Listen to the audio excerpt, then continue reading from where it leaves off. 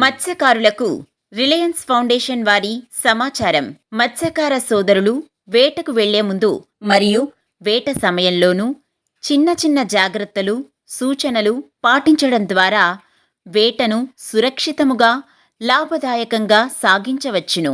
Boat maintenance గురించి సూచనలు. Engine 300 గంటలు తిరిగిన తరువాత ఇంజన్ ఆయిల్ను మార్చండి.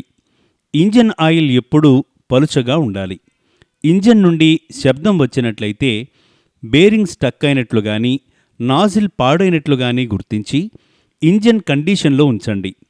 ఇంజన్ సక్రమంగా ఉన్నట్లయితే మీ వేటను సక్రమంగా సాగించటానికి వీలుగా ఉంటుంది. డీజిల్ ఇంజన్ నుంచి నల్లని పొగ రావడానికి గల కారణాలు: డీజిల్ గొట్టం ద్వారా సరిగా వెళ్ళకపోవడం, ఇంజెక్టార్ సరిగా పనిచేయకపోవడం, ఎయిర్ ఫిల్టర్ ప్రాబ్లం, సైలెన్సర్ గొట్టంలో కార్బన్ ఉండటం, సిలిండర్ సరిగా పనిచేయకపోవడం, ఇంజన్ వేగంగా నడపడం వంటి కారణాల వలన సైలెన్సర్ నుండి నల్లని పొగ రావడానికి అవకాశం ఉంటుంది. బోటు తయారు చేయించుకునేటప్పుడు బోటు లోపల తుప్పు పట్టని రాగి మరియు ఫైబరుతో చేయించుకోవలెను.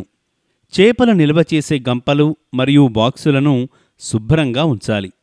ఒకసారి వాడిన తరువాత మరలా శుభ్రంగా కడిగి ఆరబెట్టాలి. ఈ విధంగా చేయడం వలన చేపల నాణ్యత చెడిపోకుండా ఎక్కువ ధర వచ్చే అవకాశం ఉంటుంది.